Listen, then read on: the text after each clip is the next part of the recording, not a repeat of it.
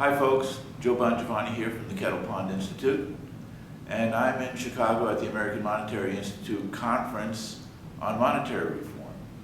And I'm here today with Dr. Joseph Huber. Dr. Huber, thanks very much for sitting down with me and having this little conversation. And Dr. Huber is a professor of economic sociology at Martin Luther University in Germany, and Dr. Huber is here from Berlin. So, Dr. you just mentioned now the difference between currency teachings and the banker's school, and I guess what I'm going to say is even fewer people are aware of the differences between these two systems, if you will.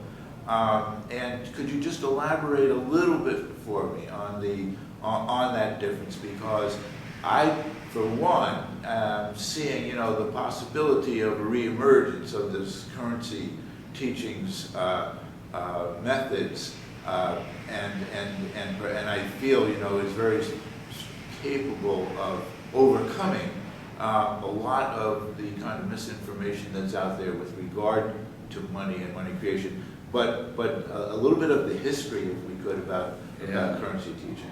Well, yes. I mean, traditionally, which means for about 2,500 years,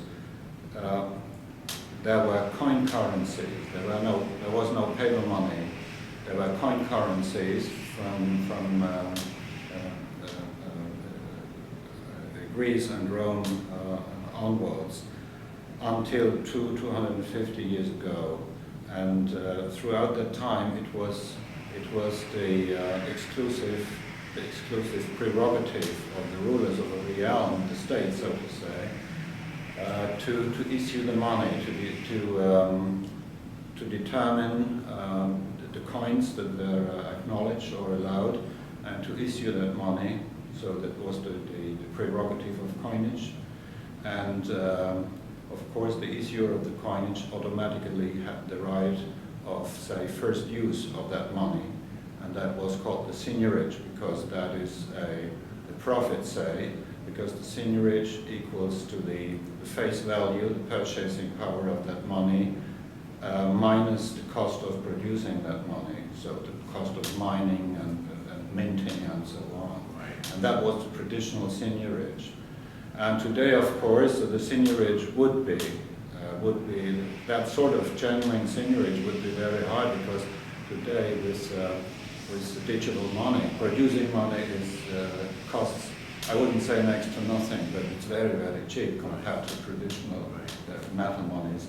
And so then the first time banking developed with Industrial Revolution, and in a certain period, within a relatively short period of time, around I would say 1700 until 1800.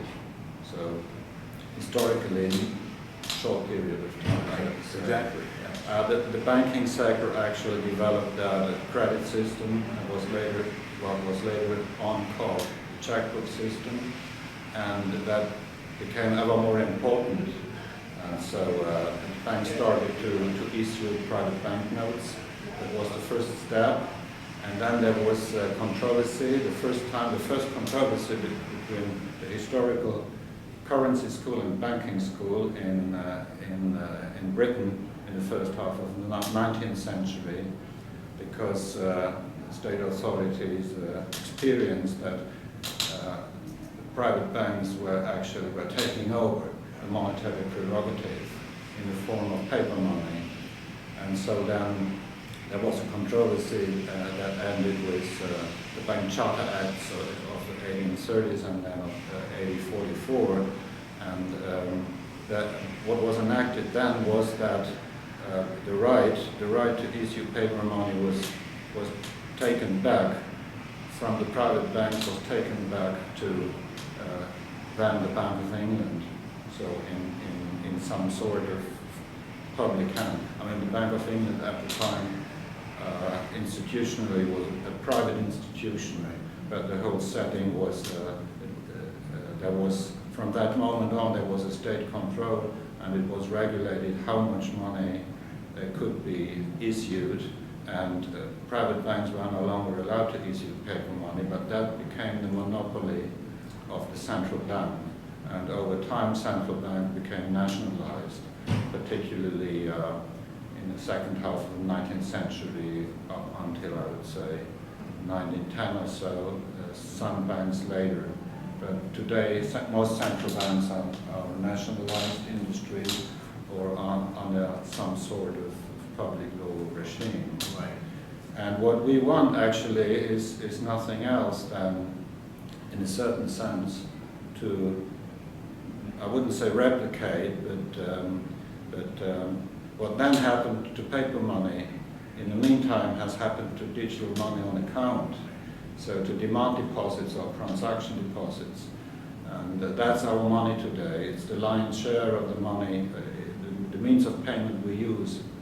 And money on account, it's not that much cash any longer. Right. So, and well, the basic principle of currency school teachings then and today is that in actual fact, money, the right to determine the national currency and the right to issue means of payment denominated in that currency, and to take in for the public purse the seigniorage that accrues from that. So this monetary prerogative that should be fully restated, so to say, and that should not be a private banking privilege, which it has become today.